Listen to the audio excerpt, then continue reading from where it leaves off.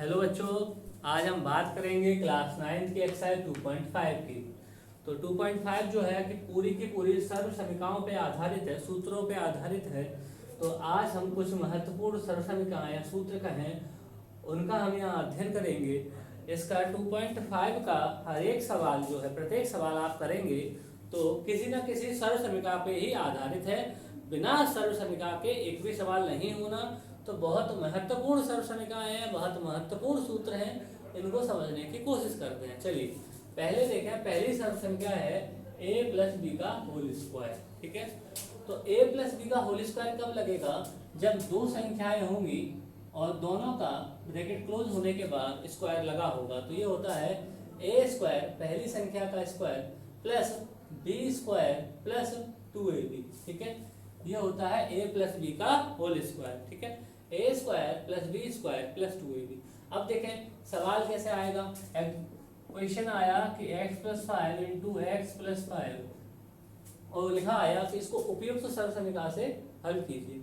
तो आप देखेंगे दोनों ब्रैकेट एक जैसे हैं, तो ये मल्टीप्लाई करेंगे तो ये हो जाएगा x प्लस 5 का होल स्क्वायर।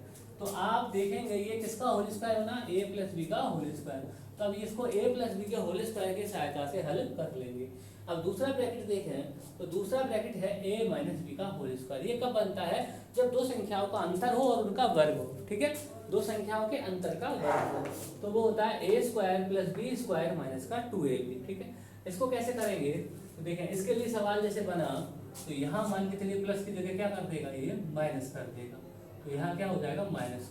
तो देखो मैं इसको सॉल्व करके भी बता देता हूँ कैसे होगा ये। तो आपके पता है कि हमारे पास सर्व समीकरण है a माइनस बी का होल स्क्वायर हो जाएगा a स्क्वायर माइनस के 2ab प्लस का b स्क्वायर। ठीक है, a स्क्वायर माइनस के 2ab प्लस का b स्क्वायर। तो ये होगा x माइनस 5 का होल स्क्वायर एक्स स्क्वायर। ठीक है, अब देखें यहाँ a की जगह देखेंगे x है और b की जगह 5 है। तो a स्क्वायर मतलब x का स्क्वायर माइनस के 2ab यानी कि 2x into 5 plus B square यानी कि या आप इसको ऐसे भी लिख सकते हैं 5 का स्क्वायर। बी की जगह देखेंगे कितना है, 5।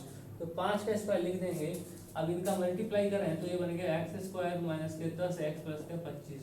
तो अब ये आंसर आ गया इसका। ठीक है, ये इसका आंसर हो गया। ऐसे ही और भी सर्व समीकरण आप ऐसे यूज करके उनका सवालों को हल कर सकते हैं। अब तीसरी सर्व समीकरण समझने की कोशिश करते हैं। तीसरी सर्व समीकरण है a square minus B square. तो देखें a square minus B square क्या होता है? a square minus B square होता है a plus B into A minus B. क्या होता है? a plus B into A minus B. ये क्या होता है? इसमें और इसमें अंतर देखें, ये a माइनस बी का होल स्क्वायर है। ठीक है, और ये a square minus B square. इस प्रकार के सवाल कैसे बनेंगे? जैसे बन गया आपका सवाल एक्स स्क्वायर माइनस के 5 स्क्वायर। तो आप देखेंगे ये सवाल हो गया a square minus B square. एक बार आपको इन दोनों को जोड़ना है, एक बार आपको घटा देना है। ठीक है, तो देखें इसको एक्सपेंड कैसे करेंगे। ये करेंगे आप x plus 5 into x minus 5, ये इसका आंसर होगा। ठीक, अब देखें अगला a प्लस बी का होल क्यूब। ये इसमें देखें, इसमें और इसमें अंतर देखें, यहाँ घात 2 है, यहाँ घात कितनी है, 3। तो ये 2 घात के लिए था, ये 3 घात के लिए है। तो ये a प्लस बी का होल क्यूब क्या होगा, a cube plus B cube plus 3ab multiply a plus B. ठीक है, ये a प्लस बी का होल क्यूब हो गया। और जैसे हमने a प्लस बी के होल स्क्वायर को सॉल्व करते हैं या a माइनस बी के होल स्क्वायर को सॉल्व करते हैं, वैसे ही a प्लस बी के होल क्यूब को भी हम सॉल्व कर लेंगे। अगला चौथा सवाल बनता है a माइनस बी का होल क्यूब। यहाँ देखें ये है a माइनस बी का स्क्वायर और ये है a माइनस बी का क्यूब।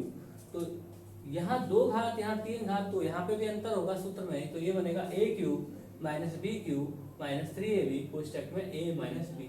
तो आप देखेंगे कि जो प्लस वाला सूत्र था उसमें सब जगह प्लस था और यहाँ सब जगह क्या है, माइनस है। ठीक है, तो आपको याद करने में भी आसानी रहेगी कि प्लस आ जाए तो सभी जगह प्लस लगाना है और माइनस आ जाए तो सभी जगह माइनस लगाना है। तीसरा है a cube minus B cube. ये होता है a माइनस बी। देखें इसमें ये a माइनस बी का होल क्यूब है और ये a cube minus B cube है। ठीक है, तो a क्यूब जैसे ये था स्क्वायर वाला, जैसे ये क्यूब वाला है, तो ये होता है a minus B A square plus B square plus A B, और इन दोनों का क्या हो रहा है मल्टीप्लाई। आगे देखें a q plus b q क्या होगा, a plus b A square plus B square minus A b, ठीक है, ये माइनस ए बी होगा। अब ये यहाँ तक 7 तक समझ में आ गई सब संख्याएं। अब 8वीं सब संख्या देखते हैं, x प्लस ए और x प्लस बी। इसको समझेंगे, ये कब लगानी है, जब प्रथम पद देखें आप, इसको प्रथम पद से गौर से देखेंगे तो दोनों पद समान हैं लेकिन दूसरे पद अलग अलग हैं। तो इसका मतलब जब दो ब्रैकेट में दो पद हों, है ना, और उनका मल्टीप्लाई हो रहा हो, तो यहाँ पे पहला पद तो समान होगा, दूसरा पद अलग अलग होगा, तब हम इस सवाल को सॉल्व करेंगे। चलिए इसके लिए उदाहरण देख लेते हैं, उदाहरण से समझते हैं। जैसे आपका आ गया x plus 4 into x plus 5।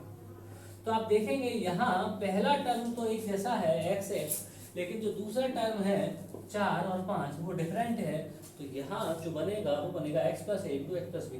तो होता क्या है आपका एक्स स्क्वायर, तो हम यहाँ देखेंगे यहाँ x की जगह भी एक्स स्क्वायर, तो ये बन गया एक्स स्क्वायर। अच्छा, फिर होता है ए प्लस बी, यानी कि इन दोनों को जोड़ेंगे 4 प्लस 5 इंटू एक्स प्लस के ए बी यानी कि इन दोनों का गुणा 4 इंटू 5 एक्स स्क्वायर प्लस के 9x प्लस के 20, ठीक है, x square plus 9x plus के 20।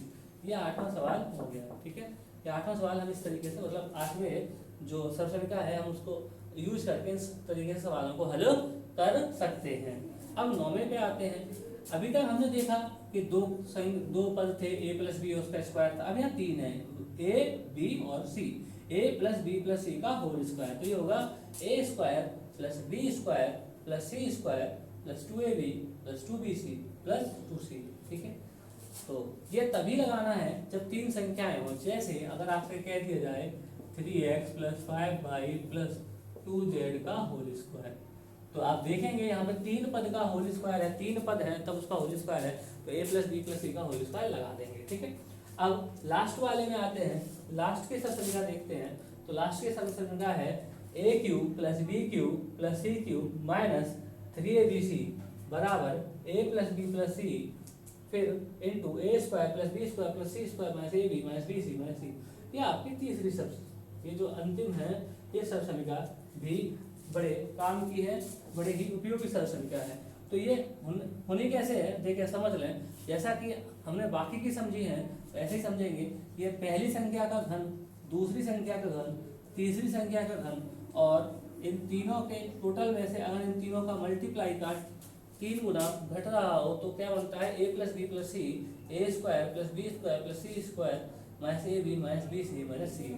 तो आप इन सरल समीकरणों को अपनी कॉपी में नोट कर लेंगे और अच्छे से कंठस्थ याद कर लेंगे। ये सारे सरल समीकरण जो है कंठस्थ याद होनी चाहिए, ठीक है। तो जब आपको कंठस्थ याद होंगी तो आपके सामने जैसे ही सवाल आएगा तो आपको तुरंत पता चल जाएगा ये इस सरल समीकरण से होना है, और उसकी सहायता से आप सवालों को हल कर पाएंगे। उम्मीद करता हूँ आपको वीडियो पसंद आई होगी। आज के लिए इतना ही, बहुत बहुत धन्यवाद।